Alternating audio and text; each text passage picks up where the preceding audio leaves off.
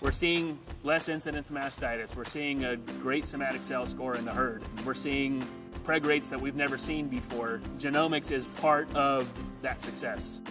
If we could cut down on a lot of the fresh cow metabolic problems, that would really help our bottom line, because not only it would be less antibiotics needed, it would take less labor to take care of those animals. It would be just more milk production on the rest of the animals. I think that's really the power of genomic selection of replacement heifers, is making the decisions early on. It's not that you're going to be right 100% of the time. It's about increasing your odds of making a good decision. And so it's not, oh, this is the perfect animal. It's 7 times, 8 times out of 10, I make the right decision instead of 5 times out of 10. And over the long run, that makes an enormous difference. Well, the profitability on the side of the dairy wellness and health traits comes in several ways. One is vet bills, obviously. The other is premature culling. So if I have to replace the animals, then I have to rear more heifers in order to do that, and that's not a good thing. The vast majority of the farmers I talk to, they know several generations of pedigrees on the cows that they have, and I think a lot of farmers will say that they have certain cow families that they just seem to be trouble-free. There's got to be some genetic component, given that we can identify anecdotally cow families, daughters of certain bulls.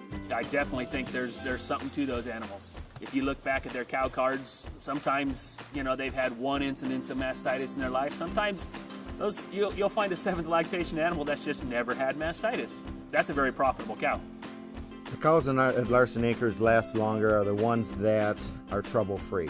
A lot of our animals leave because of mastitis or lameness. And if we can figure out which ones are less susceptible to that, it would be beneficial. Genetics is definitely a part of that transition as well. And if we can make healthier animals, it's just going to make that transition that much stronger. And a strong transition translates to a strong lactation.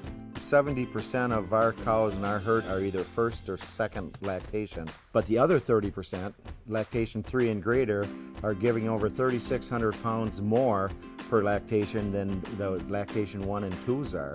So it's very important for us to get a large milk production every day if we can increase the number of older cows that we have.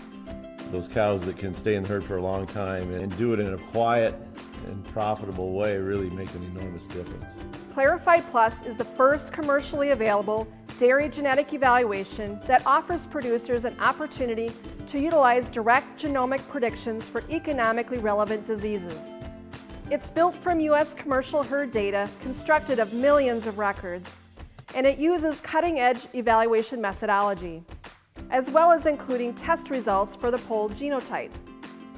CLARIFIDE Plus and the Dairy Wellness Profit Index is a more comprehensive evaluation of genetic contributions to help improve profitability and provides greater opportunity to add value through genomic selection.